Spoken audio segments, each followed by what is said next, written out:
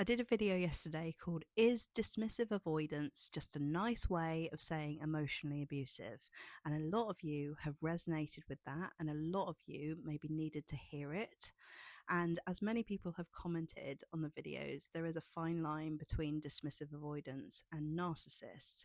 And there's one thing that these type of people do that is highly manipulative, that somebody who is highly empathetic could fall for. And that is when a dismissive avoidant or a narcissist goes into victimhood about hurting the other person. Okay. And before you know it, that highly empathetic person is comforting their abuser about what they've done.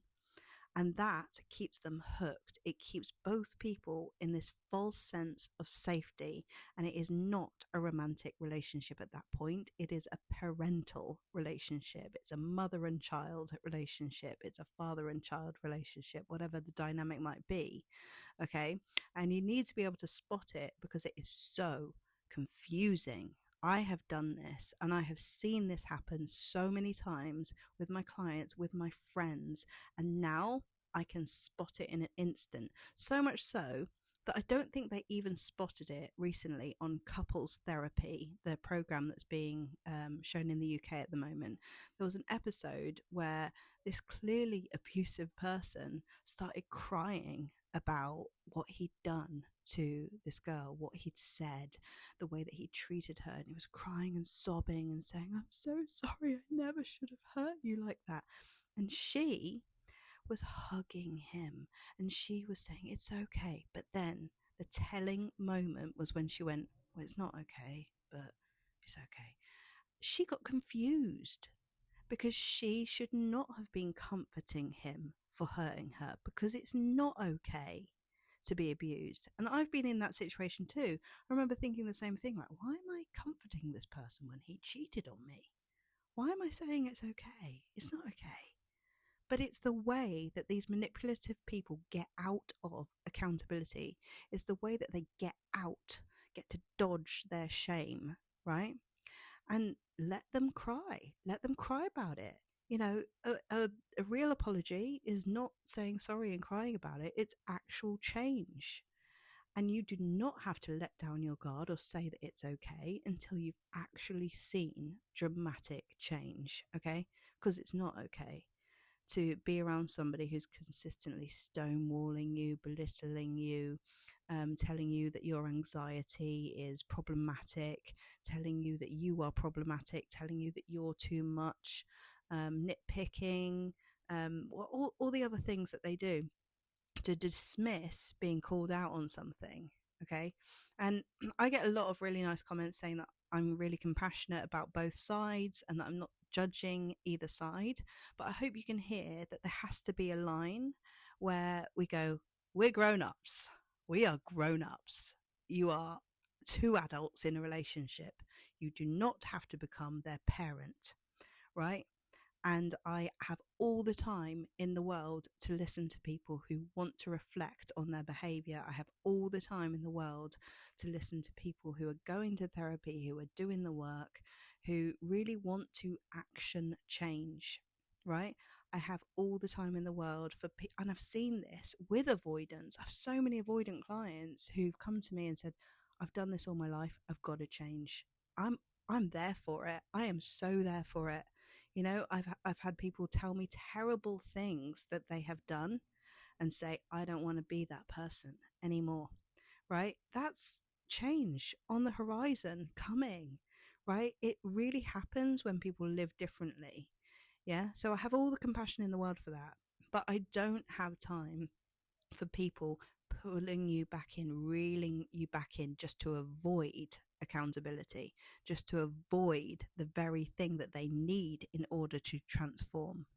Don't become this person's parent. Don't become another enabler, because a lot of these people were brought up by people who enabled them to get away with murder, to get away with whatever it was that they did, and they still came back to, "I love you so much, darling. Doesn't matter what you do, I'll always be there for you." But actually, you know, I do believe in unconditional love. Okay. Don't get me wrong. I believe in unconditional love, but I also believe in boundaries. So you can love somebody and you can say, but the condition of us being together is respect, is kindness, is us actually growing together, is listening. Yeah. You can love someone and let them go because they are not meeting the conditions that mean it would be safe for them to be in your life. Okay. And you can see that those two things can exist at the same time. But I wanted to do this video because I think it's another one of these things that can go missed when people are desperately looking for ways to change the other person, really hoping that they get it. They're going to therapy and this person's showing little breadcrumbs of like, oh, maybe it'll work. Maybe, yeah, because they're going to therapy, they're doing this one thing, but they're not actually changing the rest of the time. You know, they're just doing the bare minimum thing that they have to in order to keep you there. But you know the difference when someone actually knows that they have to be different. You know the difference when somebody really wants to take responsibility for the way that they have shown up and the way that they've hurt you. And honestly, like, it's a different thing. It's not, oh, I think they're getting it. It's like, they've got it. And now I've got a choice. Now I have a choice. Okay. There's a huge flip in the energy. So if you're still in that energy of maybe they'll get it, I don't know, they sort of get it, but not all the time. That's not it. That's not it. And I think, you know, we just got to stop feeling sorry for grown-ups, like I'm not saying we don't have to have empathy and compassion for people, but people who are consistently hurting people, dismissive avoidance, and narcissists who are just consistently not taking responsibility and finding a way out of it, and, you know, manipulating people with this kind of performance. Like, I don't feel sorry. I don't feel sorry for that. You know, the only thing I feel sorry for is that they cannot experience real love until they actually dive into the feelings that they are avoiding. And I would love to be the person, and I have been that person for so many people in my coaching business. It always surprises me, and I love that people feel safe enough to come to me and say, this is what I've done and this is who I want to be.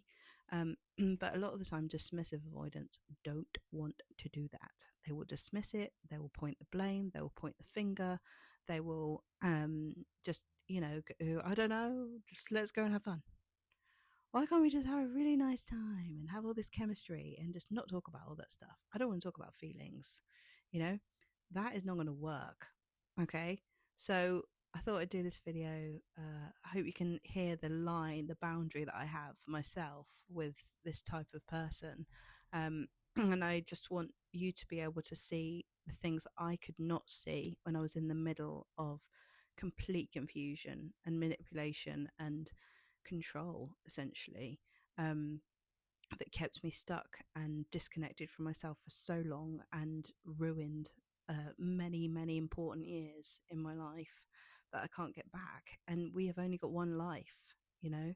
And at the end of the day, we have to embrace the lessons that these people are showing us that will transform our life into an amazing thing. So there's no point holding on to anger or blame or pointing the finger, you ruined my life. Actually, we ruined our own lives by staying and trying to change other people. And that's where this has got to stop. Okay.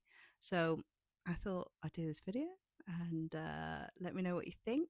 If you need any support, I've got my one-to-one and the living room. The living room is a really nice space where lots of people from all walks of life are going through different things, different stages of a relationship or a breakup, whether it was months ago, weeks ago, or years ago.